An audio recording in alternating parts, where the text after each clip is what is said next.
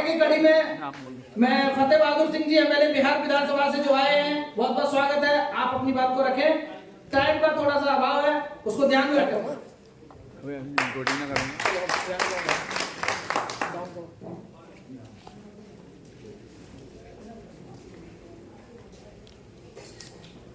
महामानव तथागत गौतम बुद्ध, ज्योतिबा फुले, शिक्षा की देवी सावित्रीबाई फुले, शिक्षा के क्षेत्र में उनके कदम में कदम मिलाकर चलने वाली फातिमा शेख जी, रानी अवंतीबाई लोधी जी के चरणों में मैं श्रद्धा सुमन अर्पित करता हूं। इस ओबीसी महासभा का बैठक का सम्मानित अध्यक्ष, सभी सम्मानित मंच, इस ओबीसी सभा में आए हुए सभी माताओं एवं बहनों, भाइयों एवं पत्रकार बंधुओं, नमो बुद्धाय, जय भीम, जय मंडल, जय संविधान। साथियों,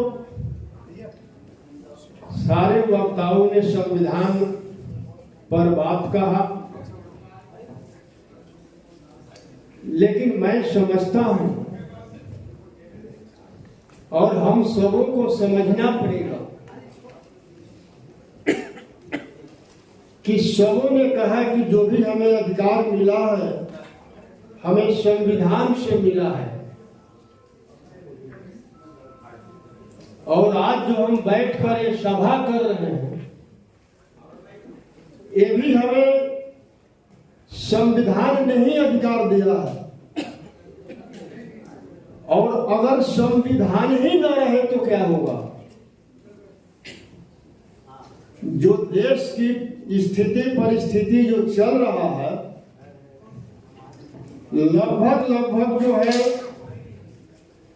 आज जो केंद्र के सत्ता में बैठे हुए लोग हैं, जो देश चला रहे हैं और जिस दिशा में देश को ले जाना चाह रहे हैं, वो मनुस्मृति है। और उस मनुस्मृति में महिलाओं और शूद्रों को शिक्षा प्राप्त करने का अधिकार नहीं है। महिलाओं और शूद्रों को धन दौलत संपत्ति रखने का अधिकार नहीं है। एक बहन बोल रही थी कि महिलाओं को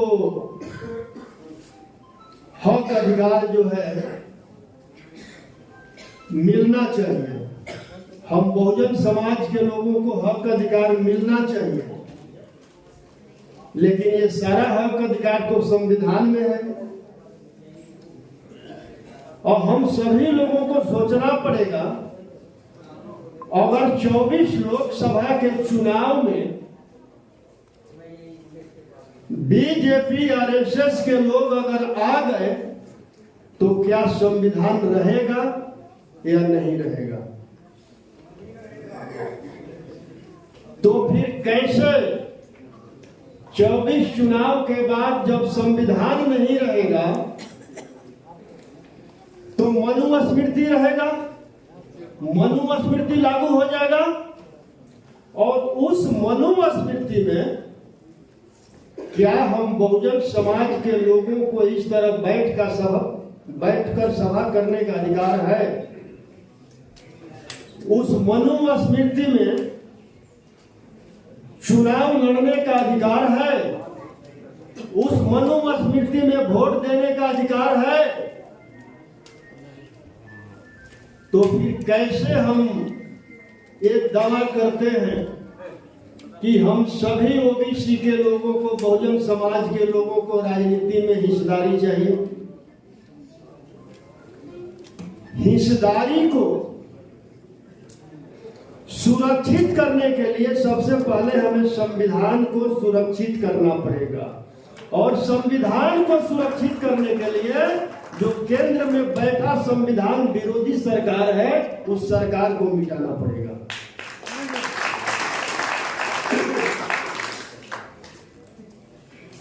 तो संविधान को बचाने के लिए हम लोगों को मानव विचारधारा को अपनाना पड़ेगा और मनुवादी विचारधारा को छोड़ना पड़ेगा। पूर्व से ही पूरे देश में दो विचारधारा चलते आया है, मानववादी विचारधारा और मनुवादी विचारधारा। मानववादी विचारधारा कहता है कि मानने से पहले आप अच्छी तरह जान लीजिए, और मनुवादी विचारधारा कहता है कि जानने की जरूरत नहीं है, जो कहता हूं चुपचाप उसको मान लीजिए। अगर 14 के चुनाव में हमारे बहुजन समाज के लोग 14 के चुनाव में हमारे बहुजन समाज के लोग मानववादी विचारधारा का अगर प्रयोग किए होते, उपयोग किए होते, तो आज केंद्र में मनुवादी सरकार नहीं बैठता। आप समझिए कि जब 14 चुनाव से पहले आज जो भारत के प्रधानमंत्री हैं, घूम घूम कर क्या बोला करते थे, मैं ओबीसी मां का बेटा हूं। क्या ओबीसी के लोगों ने मानववादी विचारधारा को अपनाया या मनुवादी विचारधारा को अपनाया? क्या किसी ने सोचा कि ये ओबीसी है कि नहीं है? पूरे देश के ओबीसी ने मान लिया कि अब इससे ज्यादा ओबीसी का हितैषी कोई नहीं हो सकता है। लेकिन ये जो हमारे पूर्वजों ने जिस रास्ते पर चलने को कहा है, उस पर हमने विचार नहीं किया कि अगर ये ओबीसी है तो जो 90 में हमें मंडल आयोग के तहत जो आरक्षण ओबीसी को मिला था, उस मंडल आयोग के विरोध में जो कमंडल चला था, उसका संयोजक कौन था? आज तक किसी को पता है? उस कमंडल का संयोजक कौन था? नरेंद्र मोदी। तो जो ओबीसी के आरक्षण का विरोध कर रहा है, वो ओबीसी हो सकता है क्या? नहीं हो सकता है ना। इसके बाद उन्होंने कहा कि मैं 11 साल की उम्र में घर छोड़ दिया। 1949 का जन्म है, 1949 और 11 1960। फिर कहा कि मैं 35 वर्ष भीख मांग कर गुजारा किया, और 90 में संयोजक थे कमंडल का। इसके बाद एक बात और कहा कि मैं रेलवे में और प्लेटफार्म पर चाय बेचा, और पूरे देश के चाय वालों ने समझ लिया कि हमारी ही बिरादरी का है, और पूरे चाय वालों ने उनको वोट देने का भी काम और दिलवाने का भी काम किया है। आज भी वही स्थिति है। आज भी उनके साथ जितने ओबीसी, एससी, एसटी के लोग हैं, उसी मनुवादी विचारधारा को लेकर आपके बीच आएंगे और कहेंगे कि मैं आप ही के परिवार का हूं, मैं आप ही का भाई हूं, मैं भी ओबीसी हूं, मैं भी एससी, एसटी हूं, आप हमें वोट दीजिए और हम जीत कर जाएंगे तो हम आपके लिए काम करेंगे। लेकिन आप ये समझिए कि 24 के चुनाव में सिर्फ 2 ही लाइन रहेगा। एक लाइन है जो संविधान को मिटाने वाला लाइन है, और दूसरी लाइन है जो संविधान को बचाने वाला लाइन है। अगर संविधान को मिटाने वाले लाइन से अगर मेरा सगा भाई भी आता है, अगर आप अपने बच्चों का कलम और किताब सुरक्षित करना चाहते हैं, अपना अधिकार सुरक्षित करना चाहते हैं, तो संविधान को मिटाने वाले लाइन से जो भी आए उसको मिटाना पड़ेगा, और संविधान के बचाने वाले लाइन से जो भी आए उसको जिताकर पार्लियामेंट में भेजना पड़ेगा, तभी संविधान बचेगा और संविधान में दिए हुए सभी अधिकार बचेगा। क्या बोलिए बोलते रहिए, बोलिए आप। और थोड़ा मैं आप लोगों को मनुस्मृति के बारे में बता देना चाहता हूं, खास करके हमारे महिलाओं को। मैंने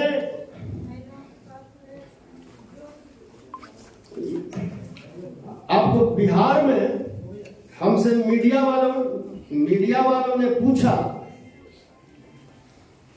कि राम में प्राण प्रतिष्ठा होने वाला है, उस पर आप क्या कहते हैं? तो मैंने जवाब दिया, अभी तक राम बिना प्राण के थे क्या? सारे मीडिया वालों ने कहा कि आरजेडी विधायक का विवादित बयान। एक विवादित बयान है क्या?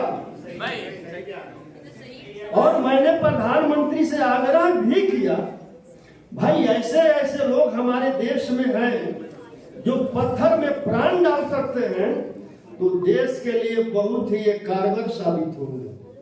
और ऐसे लोगों का भारत सरकार सूची बनाए, और सूची बनाकर जो बॉर्डर पर हमारे सैनिक देश के सुरक्षा में लड़ रहे हैं, हर बटालियन के साथ एक प्राण स्पेशलिस्ट को वहां रख दें।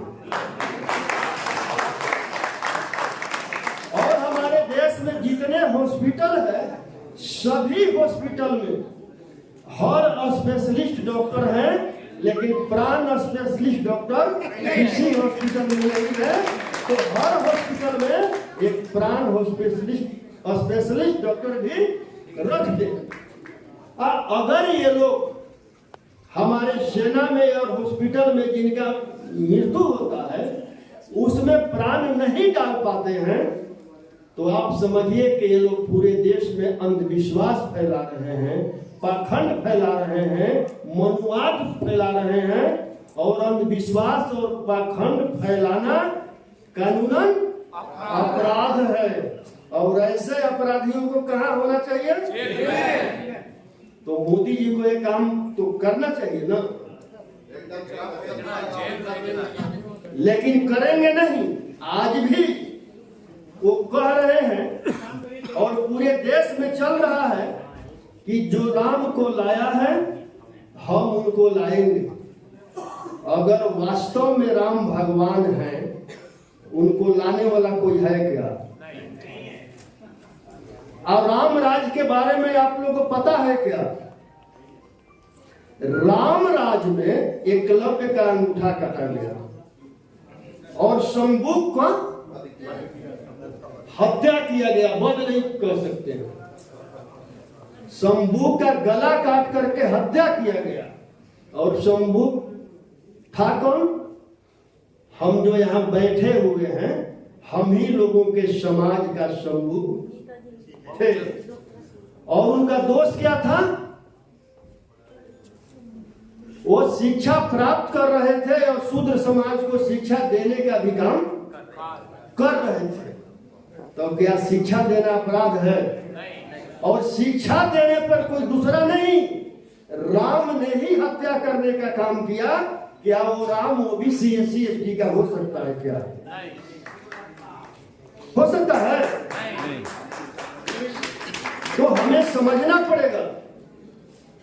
और उसी मनुस्मृति में लिखा हुआ है कि महिलाओं और शूद्रों को शिक्षा प्राप्त करने का अधिकार नहीं है, महिलाओं और शूद्रों को धन दौलत संपत्ति रखने का अधिकार नहीं है। मैं सोच रहा था कि ये जो शूद्र हम 90% के लोग हैं, उनको ब्राह्मणों ने शिक्षा से वंचित किया, धन दौलत संपत्ति से वंचित किया, समझ में आ रहा।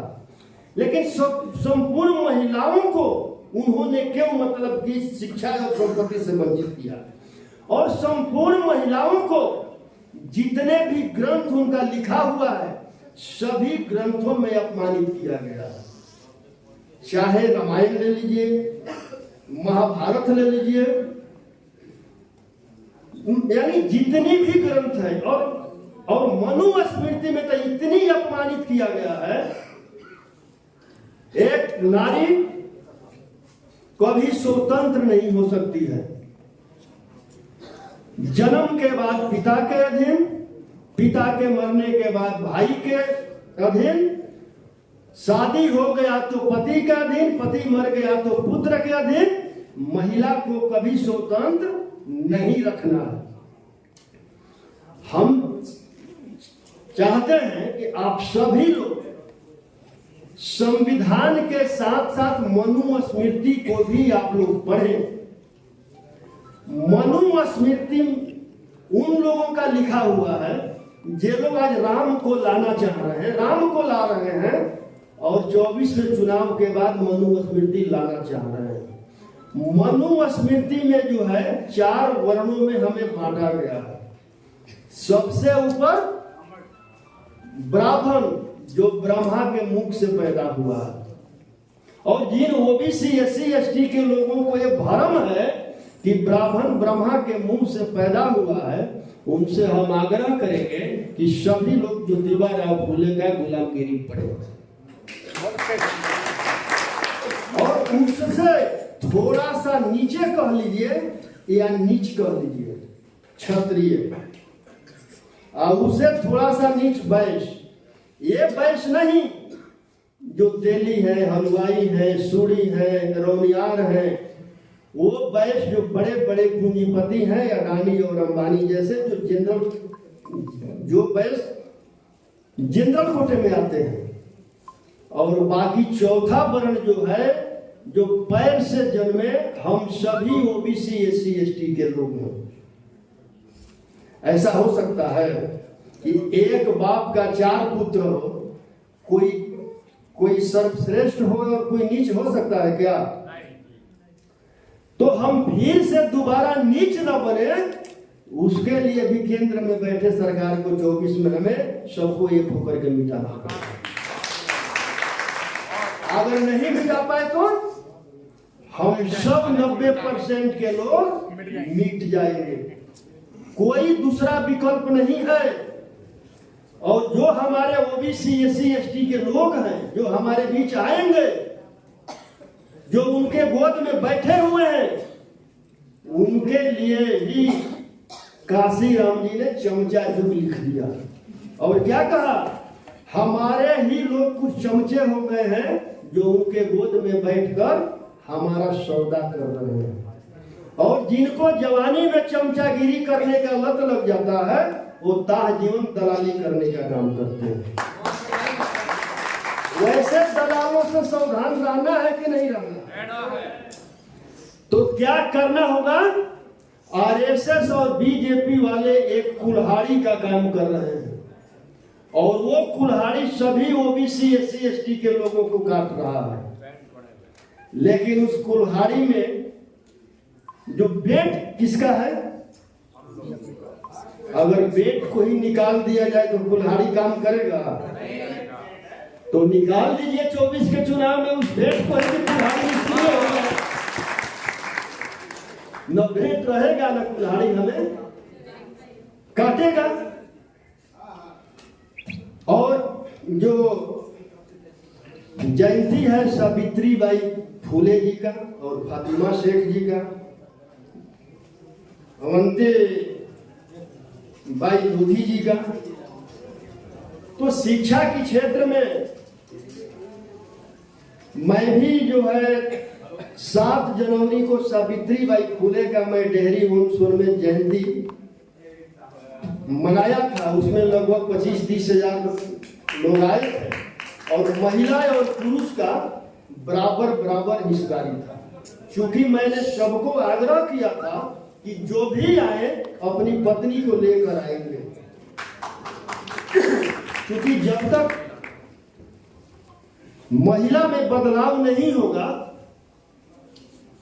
सामाजिक बदलाव संभव नहीं है। और उस कार्यक्रम के बाद हमारे यहाँ जितना शिव चर्चा वगैरह हो रहा था, सारी महिलाओं ने ढोलक झाल सब ला करके फेंके,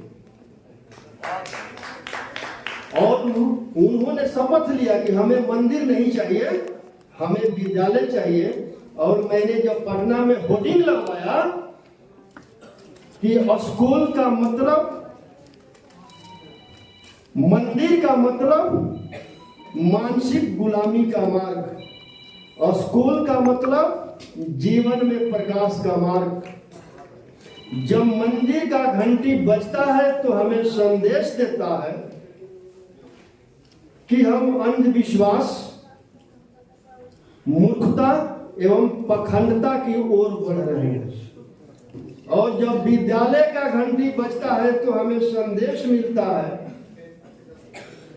कि हम तर्कपूर्ण ज्ञान, वैज्ञानिकता और जीवन में प्रकाश की ओर बढ़ रहे हैं। अब तय करना है कि आपको किस ओर जाना है। तो आप लोगों ने पूरे अपने घर में टीवी अगर आप लोग देखे होंगे, इस जो सावित्री बाई फुले के स्लोगन पर पूरा देश में गोदी मीडिया ने उसको बवाल किया था।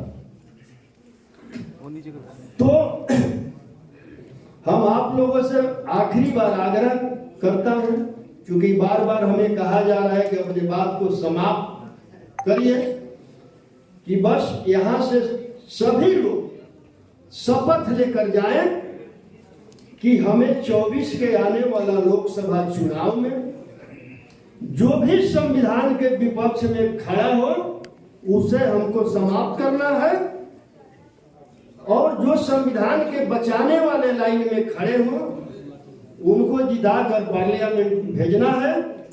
तभी हम अपने अधिकार और हक का और शिक्षा का जो है उसको हम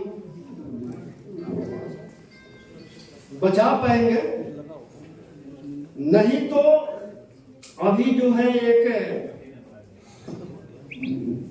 बोल रही थी जो बाल समाज की जो बेटी थी, बहुत अच्छा बात बोल रही थी, IAS बनना चाहिए, IPS बनना चाहिए, लेकिन करेंगे क्या? आपको जो नई शिक्षा नीति थी 2020 के द्वारा जो लेटरल एंट्री लाया गया है, जिसके द्वारा लगभग 400 संयुक्त सचिव बना दिया गया है, आपके IAS जो बनेंगे अब संयुक्त सचिव तक वो पहुंचेंगे क्या? और उसमें एक भी आपके OBC SC ST के लोग नहीं हैं। तो मैं इसी के साथ अपने वाणी को विराम देता हूं। जय बुद्ध, जय भीम, जय मंडल, जय संविधान, जय OBC महासभा।